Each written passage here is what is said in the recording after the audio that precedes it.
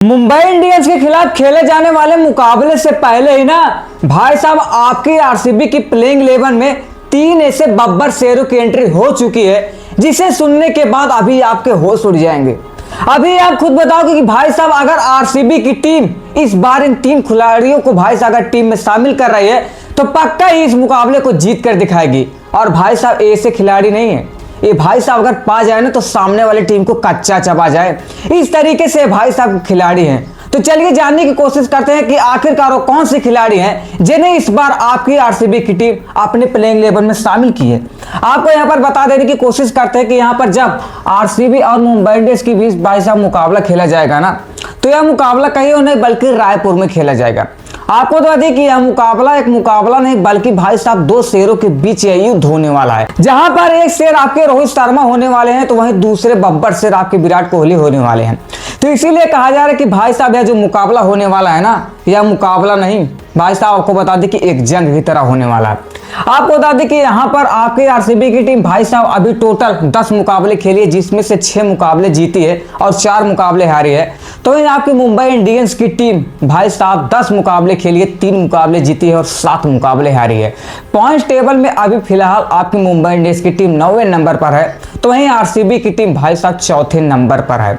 यानी कि अगर इस मुकाबले को आपकी आरसीबी की टीम जीत जाती है तब भाई साहब उसके टोटल 14 पॉइंट हो जाएंगे और 14 पॉइंट के साथ आपकी आरसीबी टीम के लिए भाई साहब क्वालिफाई करने के लिए चांस थोड़े और बढ़ जाएंगे। यानी कि क्वालिफाई करने के लिए टोटल यहां पर 16 पॉइंट की जरूरत होती है। आपको बता दें कि यहां पर आपके एसआरएच को भाई साहब 3 मुकाबले खेलने हैं जिसमें से 1 मुकाबले जीतने हैं। अगर 1 मुकाबले जीत जाते तो आपके एसआरएच की टीम क्वालिफाई कर ले जाएगी।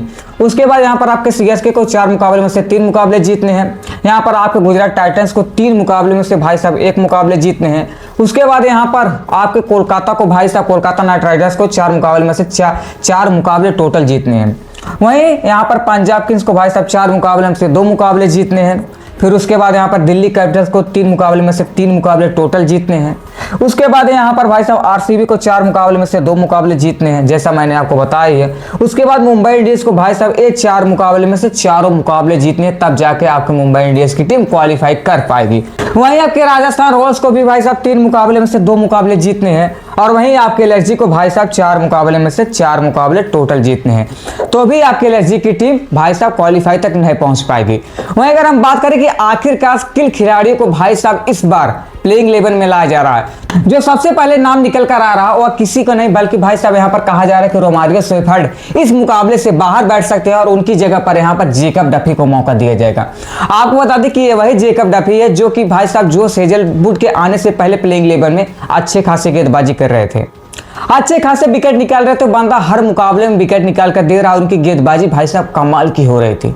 लेकिन यहाँ पर जब से भाई साहब यहाँ पर रोमारियो शेफर्ड के लाया गया है, ना ही इनकी बल्लेबाजी चल रही है और ना इनकी गेंदबाजी से विकेट निकल रहे हैं। तो इसीलिए कहा जा रहा है कि यहाँ पर आपके रोमारियो शेफर्ड को बैठाकर जेकब डफी को भाई साहब मौका दिया जाएगा। उसके बाद यहाँ पर जितेश शर्मा को भाई साहब बैठाने की बात की जा रही है, क्योंकि जितेश शर्मा की अभी तो ना भाई साहब बल्लेबाजी चल रही है, भाई साहब की विकेट कीपिंग तो अच्छे कर रहे हैं लेकिन बल्लेबाजी में रन नहीं बना पा रहे हैं। तो उनकी जगह पर कहा जा रहा है कि यहाँ पर वेंकटेश अय्यर को मौका दिया जाएगा। लेकिन यहाँ पर मैं आपको एक चीज बता दूं ना, वेंकटेश अय्यर से अच्छे तो आपके यहाँ पर जितेश शर्मा ही है।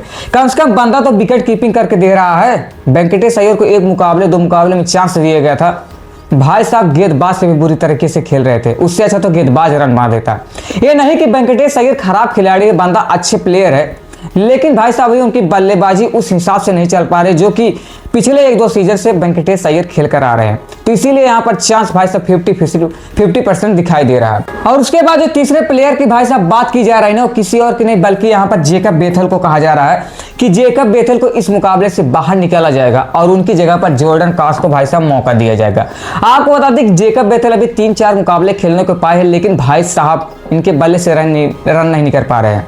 अच्छे प्लेयर हैं लेकिन भाई साहब बल्ले से जिस तरीके से बल्लेबाजी के लिए जाने जाते हैं, इनकी बल्ले से वो रन नहीं कर पा रहा है। इनके बल्ले भाई साहब जैसे इनके बल्ले में जंग लग गई हो। यहाँ पर जो जेकब बेथल को मौका दिया गया था ना, वो किसी और को नहीं बल्कि भाई साहब फिल साल्ट की जगह पर मौका दिया गया था। लेकिन यहाँ पर अभी एक ट्विस्ट और आने वाला, कहा जा रहा है कि आपके जॉर्डन काट्स की जगह भाई साहब क्या पता फिल साल्ट भी खेलते हुए दिखाई दे सकते हैं।